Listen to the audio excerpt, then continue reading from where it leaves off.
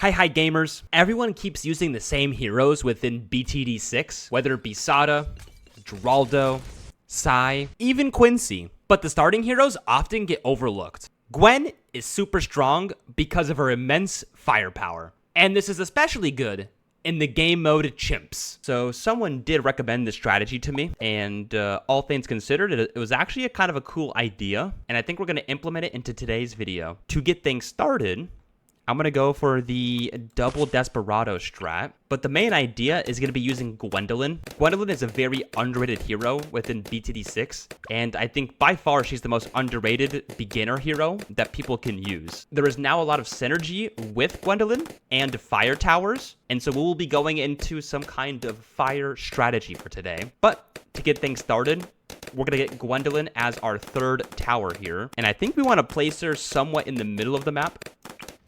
One of our main attributes is actually one-shotting ceramics in the late game.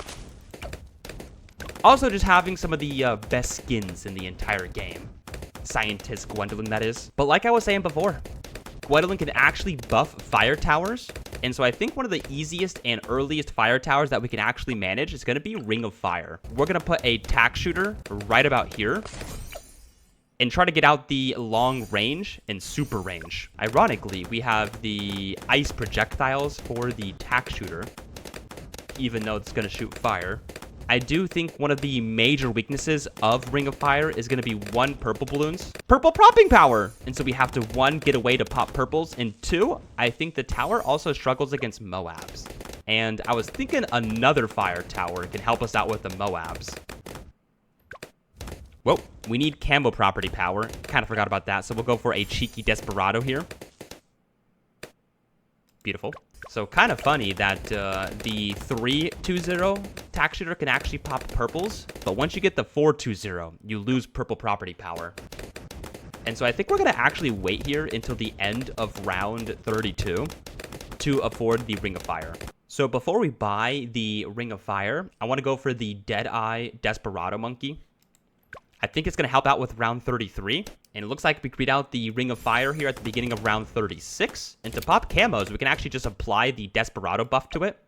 Not only gaining range, but we get camo. So now that we have our Ring of Fire, I want to start adding another tower that not only Gwendolyn can buff, but can also help with the round 40 Moab. We're going to grab a Dragon's Breath right about here.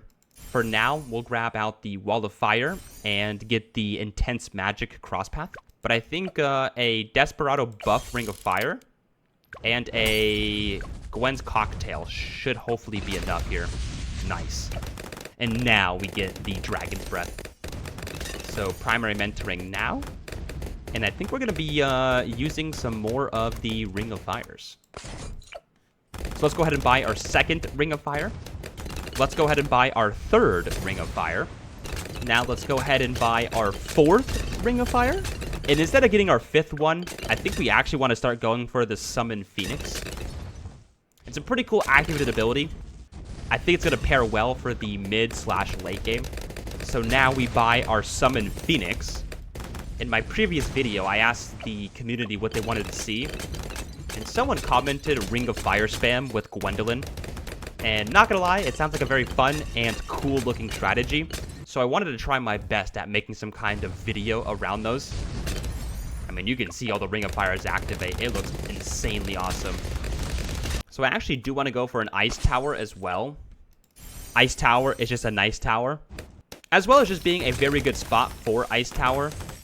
It seems to handle not only a debuff, but group balloons pretty handedly. Now that we have our embrittlement, let's go for some more Ring of Fire upgrades. So I do seem to want to go for the 4-2-0 Ring of Fires. If you know, you know. I've always loved the 5-2-0 Inferno Ring. The extra pierce off the meteors seems to do it very good. But I do think for the Ring of Fires, the bottom cross path might be some preferred. But we'll get a couple of both just to appease the masses. Now that we do have a lot of towers, we're going to grab a Alchemist right about here. AMD adds extra Moab and ceramic damage. And then Berserker Brew is basically range and damage and pierce. So we're going to continue with the Ring of Fire spam. We'll place one right about here. And I do think the Ring of Fires that are a little bit further away from the beginning of the track, I will go for the 4-2-0. We seem to be getting money at a pretty good rate right now, so I think the spam here for the next couple of rounds is going to do as well. So I am a little skeptical against all the Moabs here coming out, so I think maybe a second Summon Phoenix sounds pretty good to help damage them, as well as I think a Shattering Shells, not only for de-shattering, but it's also one of the other towers that can be buffed more by Gwendolyn. But we'll go ahead and add this extra Summon Phoenix right here. For now, we'll make it a Dragon's Breath and give it the Intense Magic Cross Path. Since we already have Camo, I'm not going to get the Camo upgrade. Even though it does give a little bit of range, I think we have enough. Seems like all of our towers are holding the Alk buff pretty efficiently. Since they don't attack, I guess, that fast or have many projectiles, even though I think they do have a lot of projectiles. A lot of the Alk buff is staying put on a lot of these Ring of Fires. So I think we'll finish up the Dragon's Breath by getting a Summon Phoenix. And then we move on into the 80 rounds. And so I'm getting a little bit scared here for the Moabs, but I guess we'll see how well or bad we do. Let's try to go for a Heated Up ability and a Summon Phoenix. Seems like it got beaten relatively good. Another tower I think will pair well with the strategy we're employing is we have a lot of ceramic cleanup DPS. And so I want to go for an actual Alchemist here and get the Unstable Concoction. I think that paired with larger potions should allow it to apply it to Moabs and do a big explosion damage, allowing the Pierce Ring of Fires to clean up. So we are going to grab a couple more of these Ring of Fires just because that is today's strategy. I think the Signal Flare receives the Gwendolyn buff. That can also be stacked with the with the Heated Up ability, so we got double Gwen buff. And then we go for the Shattering Shells to remove Fortification from Moabs. ZOMGs look pretty tanky here, but it didn't have enough DPS. Removing the Fortification just removes about half of the HP out of those Moabs. So for rounds like 86, it'd been really nice. Most importantly, though, it's used for round 98. I think it will do about 100 to 200,000 damage just that round alone. We got the quad ZOMG round, so we're going to first buy Shattering, activate the Drum Fire, and then go for a Summon Phoenix. Didn't seem like we needed to, but I wanted to. As well as buy another Ring of Fire. So I'm a little skeptical here for the DDTs. I know we have the Enfriddlement to help out. Just in case we can't, I have my abilities ready and primed for that. But it looks like the Ice Monkey actually solved it pretty efficiently. Still always going to be scared for round 95 and 99. Here is round 93. No, I lied. DDT seem to be getting damaged pretty instantly. I'm not too sure who is actually popping it.